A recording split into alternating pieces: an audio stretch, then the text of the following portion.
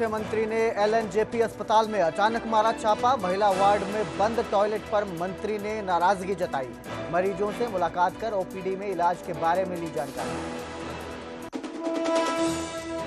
आज से शुरू होगी हिसार से जयपुर के लिए फ्लाइट। शाम 5:30 बजे सीएम नायब सैनी वर्चुअली दिखाएंगे हरी झंडी। हर शुक्रवार शाम को हिसार से जयपुर फ्लाइट का किराया होगा 1957 रुपए। पूर्व मुख्यमंत्री भूपेंद्र हुड्डा ने किसानों के नुकसान को लेकर जताई चिंता। 60,000 रुपए प्रति एकड़ मुआवजे की मांग। कहा सरकार तुरंत गिरदावरी करवाकर करे किसानों के नुकसान का आंकलन। पंजाब बाढ़ प्रभावितों को हरियाणा की मदद पर भावुक हुए गायक रेशम सिंह अनमोल। पंजाब की सड़कों पर हरियाणा की सैकड़ों ट्रॉली देखकर बीच सड़क रुके पंजाबी गायक। कहा हरियाणा के जज्बे को दिल से सलाम। पंचतत्व में विलीन हुए ओलंपियन पहलवान बजरंग पुनिया के पिता। लंबी बीमारी के बाद दिल्ली में ली थी अंतिम सांस। बड़े बेटे ने दी मुखाग्नि। यमुनानगर में युवती ने यमुना में छलांग लगाकर की खुदकुशी। हथनीकुंड बैराज पहुंची युवती को लोगों ने की बचाने की कोशिश, रहे नाकाम। घटना का वीडियो हुआ वायरल। गोलियों की आवाज से दहला कुरुक्षेत्र। नए बस स्टैंड के पास 2 बदमाशों ने की फायरिंग। कोचिंग सेंटर को बनाया निशाना। वारदात के बाद आरोपी फरार। जल्द ही प्रधानमंत्री से मिलेंगे पंजाब सीएम भगवंत मान। 30-40 दिनों के अंदर विशेष गिरदावरी पूरी करने का भी दिया आश्वासन। कहा दिवाली तक लोगों तक पहुंच जाएंगे चेक। कंगना रनौत को सुप्रीम कोर्ट से बड़ा झटका। मानहानि केस रद्द करने की याचिका पर सुनवाई से सुप्रीम कोर्ट का इनकार। कहा आपने किसान आंदोलन के दौरान न सिर्फ रिट्वीट किया बल्कि उसमें मसाला भी डाला। दिल्ली और बॉम्बे हाईकोर्ट को मिली बम से उड़ाने की धमकी। कोर्ट परिसर में मची अफरा तफरी। दोनों कोर्ट करवाए गए खाली। हेडलाइंस के प्रायोजक पतंजलि गाय का घी, माँ का भरोसा, प्यार से परोसा।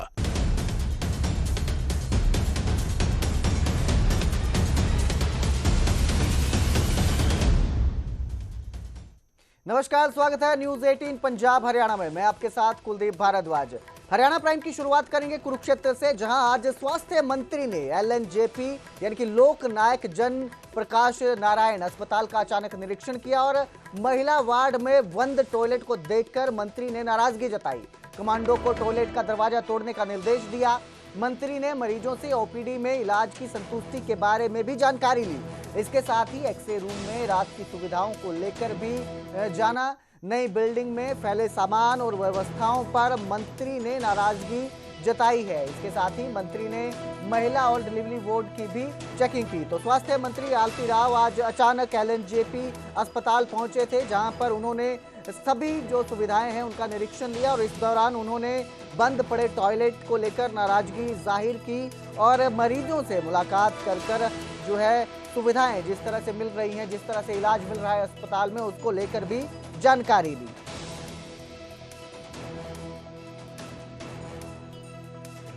कि जहाँ सिविल हॉस्पिटल में अभी तक हमने जो जितने डॉक्टर डाले हैं पिछले 8-9 महीनों में, वो शायद ही पिछले सालों में कभी डले हों।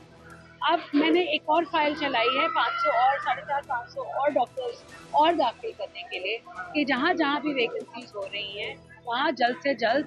और अगर जहाँ स्पेशलिस्ट की बात है तो हम एनएचएम से बोल रहे हैं कि अगर हमारे पास नहीं आ रहे तो एनएचएम प्रोवाइड करे हमें। जैसे डर्मेटोलॉजिस्ट की बात हो रही है, मैं एनएचएम से बात करूंगी कि एक डर्मेटोलॉजिस्ट अगर हमारे पास एटलीस्ट हफ्ते में 3 बारी सिविल अस्पताल जरूर। तो वहीं छछरौली सामुदायिक स्वास्थ्य केंद्र में भी बुनियादी सुविधाएं बीमार पड़ी नजर आई। अस्पताल के टॉयलेट में गंदगी और बदबू का माहौल देखने को मिला। कंपाउंड में वर्षों से पड़े कूड़े के बड़े बड़े ढेर दिखाई दिए। ब्लड टेस्ट के लिए जरूरी केमिकल 6 महीने से खत्म है। लैब स्टाफ ने अधिकारियों को कई बार समस्या बताई है, ऐसा उनका कहना है, लेकिन कोई भी अधिकारियों की तरफ से समाधान नहीं किया गया। रोजाना कई मरीज बिना टेस्ट करवाए यहां से वापस लौट रहे हैं। स्वास्थ्य केंद्र की हालत जो है वो सरकारी मिशन और स्वस्थ अभियान के विपरीत नजर आई है। कम से कम 6-7 महीने 6-7 महीने से तो डिमांड नहीं भेजी इसकी। तो केमिकल आया ही नहीं इसके बाद। तो इंचार्ज अधिकारी क्या कहते हैं, डिमांड भी फिर अफसर ने की हमें भी डिमांड भेज रही है। तो जो मरीज यहाँ मतलब जिनको जरूरत होती है तो वो कहाँ जाते हैं फिर? जगाधरी के लिए बोल देते हैं। जगाधरी होते हैं। ये 6 महीने से आए क्यों नहीं है यहाँ पे? किसकी कमी क्या लगती है आपको? और प्रजरम तो डिमांड दे सकते हैं, डिमांड नहीं। और अब जिक्र करेंगे नूह का, जहां एटीएल कंपनी में रोजगार को लेकर विवाद गर्माता नजर आया है। स्थानीय युवाओं को रोजगार नहीं देने का मुद्दा गर्मा गया है। स्थानीय पढ़े लिखे युवाओं को उद्योग में अवसर नहीं मिल रहे हैं। स्थानीय नेताओं ने विरोध तेज करने की अब चेतावनी दी है। रोजगार और मुआवजा सुनिश्चित करने की मांग की गई है। कुल 1600 एकड़ जमीन जो है वो अधिगृहित की गई है। किसानों को उचित मुआवजा नहीं मिला, जिसके चलते अब ये रोष देखने को मिल रहा है। सरकार और कंपनी पर भी दबाव बढ़ रहा है। आपको बता दें कि अब जो नेता हैं वो ज्ञापन देकर मुख्यमंत्री से इसका ज्ञापन देने की बात कर रहे हैं और चेतावनी दी है कि वो अपने संघर्ष को और तेज करेंगे।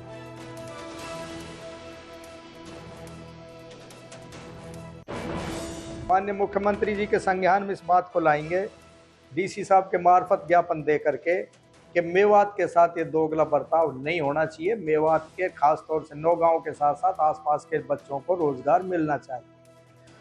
और अगर उसके बाद भी प्रशासन नहीं जागा तो फिर हम एटीएल कंपनी में ताला लगाने का काम करेंगे। उसके लिए चाहे हमें कितनी बड़ी कुर्बानी देनी पड़े, चाहे जेल जाना पड़े, चाहे मुकदमा झेलना पड़े, क्योंकि जब इलाके में भुखमरी शुरू हो जाएगी, और हुई मेवात में तो हो चुकी है, और ऊपर से हमारी जमीनें छीन ली, हमें रोजगार नहीं, तो एक मानसिकता विशेष के तहत मेवात को ठगा जा रहा है। मेवात को हाशिए पर धकेलने का एक षड्यंत्र जो रचा जा रहा है, इसके खिलाफ हर आम और खास का मेवाती का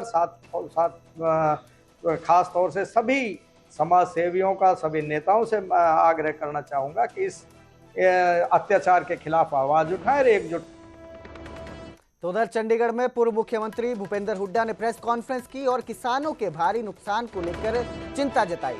भूपेंद्र हुड्डा ने किसानों के मुआवजे को लेकर भी सवाल उठाए और कहा कि किसानों को 60,000 रुपए प्रति एकड़ मुआवजा मिलना चाहिए। क्षतिपूर्ति जो पोर्टल है, क्षतिपूर्ति पोर्टल जो शुरू किया गया है, उससे किसानों के लिए कोई राहत नहीं है, ये भी भूपेंद्र हुड्डा का कहना है।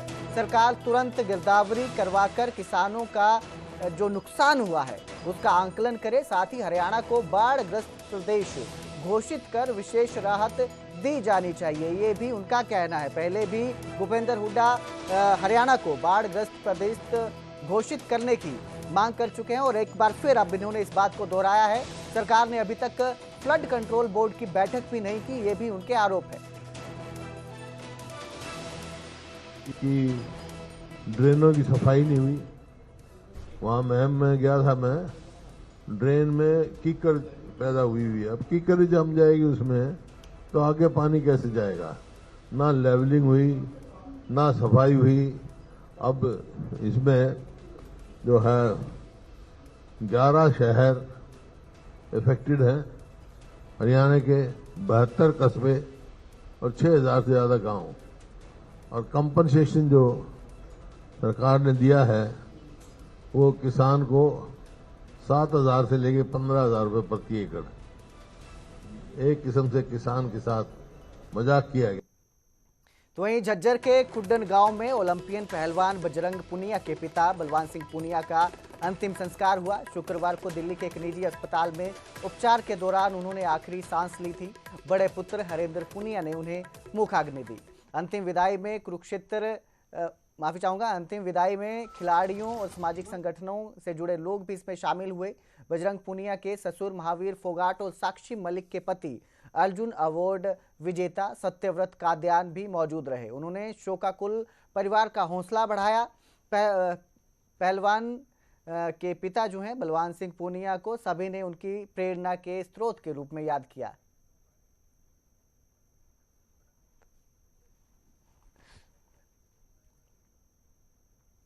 और अब जिक्र करेंगे कुरुक्षेत्र का, जहां नए बस स्टैंड के पास गोलियां चली हैं। बाइक सवार 2 दबंगों ने निजी कोचिंग सेंटर पर 4 राउंड फायर किए।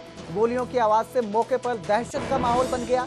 आरोपी गोलियां चलाने के तुरंत बाद मौके से फरार हो गए। इसके बाद मौके पर पुलिस और फोरेंसिक की टीम भी पहुंची है, जांच में जुटी हुई है। आसपास के लोग इस घटना के बाद से डर में हैं, दहशत में हैं। गोलीबारी की घटना से इलाके में सुरक्षा को लेकर भी चिंता बढ़ गई है। तो एक निजी कोचिंग सेंटर को निशाना बनाया गया। 2 बाइक सवार बदमाश आए जिन्होंने 4 राउंड फायर किए और मौके से फरार हो गए। फिलहाल ये कौन थे, क्यों जो है कोचिंग सेंटर को निशाना बनाया गया, इसकी जानकारी सामने नहीं आई है। पुलिस और फोरेंसिक टीम जो है वो मौके पर पहुंचकर जांच में जुटी हुई है। कुरुक्षेत्र नए बस स्टैंड के पास ये वारदात सामने आई, जहां बाइक पर सवार 2 दबंगों ने एक निजी कोचिंग सेंटर पर गोलियां चलाई हैं। इस खबर पर ज्यादा जानकारी के लिए मेरे सहयोगी अशोक यादव हमारे साथ जुड़े हैं। जी अशोक, क्या ये पूरा मामला है, आरोपियों को लेकर क्या जानकारी सामने आ रही है? देखिए, कुरुक्षेत्र के ये पौष इलाके में एक कोचिंग सेंटर है और ये चैतन्य आइलेट्स के नाम से कोचिंग सेंटर है। यहाँ पर गोलियां चली हैं और धड़ाधड़ गोलियां चलाने के बाद हमलावर क्यों भाग गए, क्या मकसद था गोली चलाने का, कहीं ना कहीं दहशत फैल गई है। और उसके बाद तुरंत पुलिस के अधिकारी पहुंचे वहाँ पर और जो डीएसपी पहुंचे वो वहाँ पर पहुंचे हैं, जो थानेसर के विधायक हैं अशोक अरोड़ा वो वहाँ पर पहुंचे हैं। बाकायदा क्यों गोलियां चलाई, क्यों दहशत फैलाई है, इन पहलुओं को लेकर जाँच हो रही है। जो वहाँ पर बाइक खड़ी थी उसके ऊपर भी गोली लगी, आइलेट सेंटर के ऊपर गोली लगी, लगातार ये गोलियां चलती गई और आधा दर्जन गोलियां चलाने के बाद हमलावर भाग गए। सीसीटीवी में पूरी तरह से इसको खंगाला जा रहा है, सीसीटीवी को चेक किया जा रहा है कि हमलावर किन मकसद से आए थे और इस घटना के पीछे उनका क्या मकसद था। जी अशोक, किसी तरह की रंगदारी या फिरौती का मामला सामने आया हो? जो सेंटर है, कोचिंग सेंटर है, इनके संचालकों के पहले कभी किसी ने रंगदारी मांगी हो या फिरौती की कोई घटना सामने आई हो? देखिए, अभी तक की ऐसी कोई जानकारी नहीं आई है, मगर कहीं ना कहीं ऐसा कुछ जरूर निकल के सामने आएगा, क्योंकि गोलियां चलने के बाद तमाम जो संगठन है वो जिम्मेदारी लेते हैं कि हमने गोलियां चलाई हैं और इसको लेकर कहीं ना कहीं शाम तक कुछ निचोड़ जरूर निकलेगा। और तमाम जो एसटीएफ की टीम है वो यहाँ पर पहुंची हैं, पुलिस के अधिकारी वो यहाँ पर पहुंचे हुए हैं और जो जहाँ जहाँ गोलियां चली हैं, जहाँ जहाँ गोलियां पड़ी हुई हैं, उन जगहों को सील किया जा रहा है और पुलिस अपनी तरह से पूरी तरह से कार्रवाई कर रही है। और पुलिस ऐसा भरोसा भी दिलवा रहा है कि जल्द ही आरोपियों के पास पुलिस पहुंच जाएगी और जल्द से जल्द आरोपियों को गिरफ्तार कर लिया जाएगा। जी बहुत बहुत शुक्रिया इस तमाम जानकारी के लिए अशोक। तो फिलहाल क्यों गोलियां चलाई गई है ये जांच का विषय है, पुलिस जांच कर रही है, फोरेंसिक टीम जो है वो भी जांच में जुटी हुई है।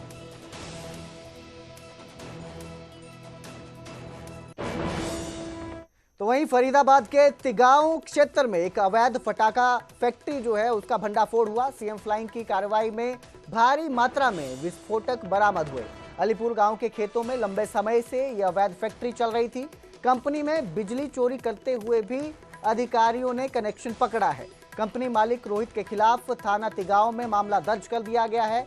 इस कार्रवाई में 10,119 किलो पटाखे बरामद किए गए हैं। 40 किलो पोटाश और 5 किलो एल्यूमिनियम पाउडर भी जब्त किया गया है।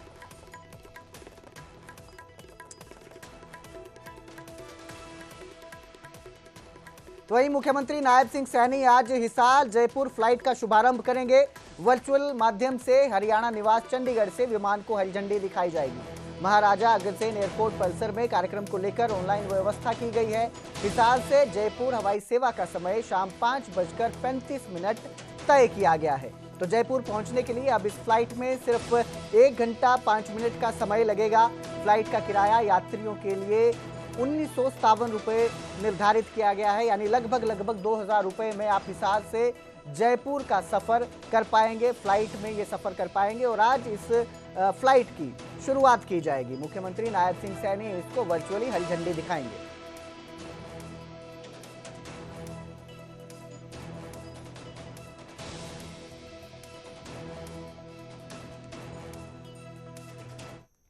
सोनीपत के खरखोदा से भाजपा प्रदेश अध्यक्ष मोहनलाल बडोली ने पंजाब के बाढ़ प्रभावित परिवारों के लिए राहत सामग्री से भरे ट्रक को हरी झंडी दिखाकर रवाना किया। ये राहत सामग्री पंजाब के पठानकोट जिले में बाढ़ पीड़ितों तक पहुंचाई जाएगी। मुख्यमंत्री नायब सिंह सैनी ने कुछ दिन पहले पंचकुला से राहत सामग्री भेजने की शुरुआत की थी। इस ट्रक में 20-20 किलो के 500 राहत पैकेट शामिल हैं। राहत सामग्री का उद्देश्य बाढ़ प्रभावित परिवारों की तत्काल जरूरतों को पूरा करना है। हरियाणा सरकार आपदा की घड़ी में पंजाब के साथ मजबूती से खड़ी हुई है।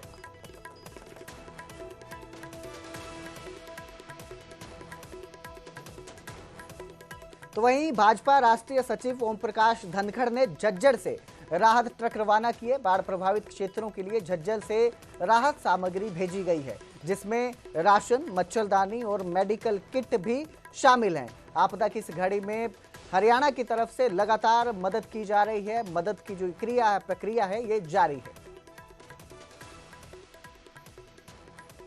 काफ़ी संवेदनशीलता है और मैं कहूँगा कि अमृतसर ग्रामीण में यहाँ से राहत सामग्री जा रही है, 3 तक जाएंगे और जिसमें हर चीज़ है, त्रिपाल भी है, मच्छरदानी भी है, 5-7 दिन जो का काम चल जाए इस तरह का हर तरह का सामान है। मेरी छोटी सी मेडिकल किट भी है, चावल भी है, दाल भी है, तेल भी है, साबुन भी है, चप्पल भी है। सब चीज़ों का जिस प्रकार से इंतजाम करके झज्जर जिले से भेजा जा रहा है, मैं बधाई देता हूँ इस बात के लिए। और प्रशासन और समाज सब जिस तरह से लगे हुए हैं अभिनंदनीय है और मानूंगा कि इस प्रकार के मौके पर भारत की एक खूबी है और सभी प्रदेशों की खूबी है, हरियाणा की भी खूबी है। जब भी चाहे कभी बिहार में आपदा आई, चाहे कभी उत्तराखंड में आपदा आई हो, चाहे गुजरात में आई हो, अभी पंजाब में आई, तो सब मिलके उस आपदा में एक हैं, एक साथ हैं और पूरी तत्परता और तन्मयता के साथ सरकारें भी, समाज भी, प्रशासन भी जो है सेवा भाव से जुटा हुआ है। तो वहीं हिसार में कैबिनेट मंत्री रणबीर गंगवा ने राहत सामग्री के ट्रक रवाना किए। हिसार से पंजाब के बाढ़ प्रभावित इलाकों के लिए ये मदद भेजी गई है। हरियाणा सरकार लगातार पंजाब के साथ आपदा की पीड़ा बांटने में जुटी हुई है। मुख्यमंत्री नायब सिंह सैनी के नेतृत्व में चल रहा ये राहत अभियान अभी भी जारी है और लोग जो हैं इसमें मदद करने के लिए आगे आ रहे हैं।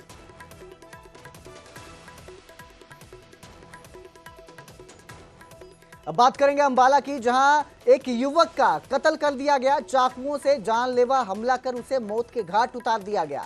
मृतक की उम्र लगभग 18 साल थी, जो घर लौट रहा था। इसी दौरान कुछ युवकों ने उस पर चाकू से हमला किया। हमलावर युवक पहले से ही गाड़ी में बैठकर मौका देख रहे थे। मृतक चंदपुरा गांव का रहने वाला था, जिसे सिविल अस्पताल ले जाया गया, लेकिन तब तक उसकी मौत हो चुकी थी, जिसके बाद पुलिस को बुलाया गया। पुलिस मामले की जांच में जुटी हुई है। आरोपियों को पकड़ने के लिए टीमें गठित की गई हैं और लगातार जो है वो आरोपियों की तलाश में छापेमारी कर रही है। वहीं मृतक का परिवार इंसाफ की मांग कर रहा है। एक साथ में लड़का, चाचे का विशाल नाम का लड़का था, दोनों काम से घर जा रहे थे और वहाँ पे 5 लड़कों ने उनके साथ वारदात की, चाकू मारा और मारपीट की और सिविल आते रास्ते में ही राहुल की डेथ हो गई है जी। और वो 18 साल का था जी। कोई पुरानी रंजिश नहीं थी उसकी किसी के साथ, कभी झगड़ा भी नहीं किया उसने, कुछ नहीं थी। मतलब जैसे अपने काम से आ रहा था जी वो घर, तो उन्होंने 4-5 लड़कों ने पहले प्लानिंग बना रखी थी इसको मारने के लिए। घटना तो क्या नाम है, तकरीबन ये 7:30 और 8 के बीच का मामला है। हमारे को डायल 112 में सूचना मिली थी कि बब्याल के अंदर कोई झगड़ा हो गया है और वहाँ मौके पे गए थे, तो वहाँ पे पता चला भी आपस में लड़कों का झगड़ा हो गया है। लगभग इनकी उम्र कोई होगी 20-21 साल के करीब, लगभग दोनों पार्टियों की। और एक लड़का है राहुल, जिसकी वो चंदपुरे के रहने वाला है, जिसकी डेथ हो गई है और अभी टीमें लगी हुई हैं राउंड अप करने के लिए। गुरुग्राम के सोहना में रोड पर चलती कार में अचानक आग लग गई। गाड़ी चलते समय अचानक धुआं उठना शुरू हुआ, जिसके बाद चालक घबरा गया। देखते ही देखते कार पूरी तरह से एक आग के गोले में बदल गई। कार सवार चालक ने तुरंत कूदकर अपनी जान बचाई। आग में कार से कई बार धमाके होने की भी आवाजें आई है। आसपास के लोगों ने आग बुझाने का भी प्रयास किया। कार पूरी तरह जलकर खाक हो गई है। गनीमत रही कि इस हादसे में कार चालक जो है वो सही सलामत बच गया।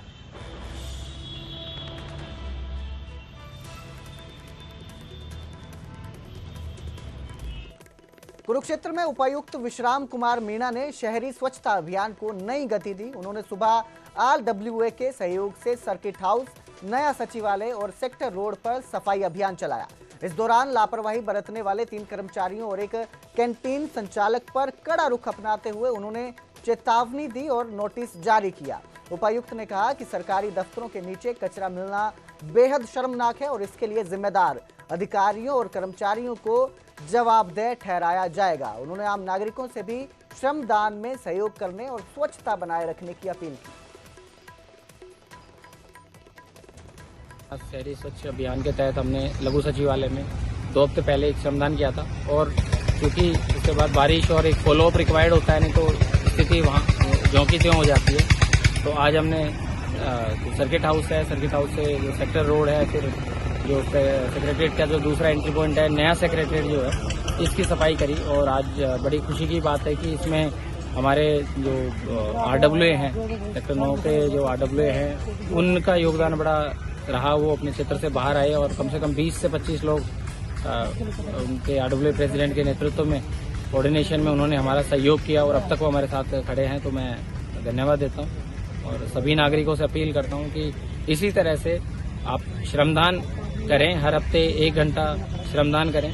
और आप श्रमदान नहीं कर सकते हैं, कार्य की व्यस्तता है, कुछ और मजबूरियां हैं, तो कम से कम कचरा ना फैलाएं। आज हमने देखा कि हमारे कई अधिकारी कर्मचारी जिनके ऑफिसेज बने हुए हैं उनके नीचे ही कचरा हमारे लिए शर्म का विषय है और इसमें कोई दोहराई नहीं है कि सीधी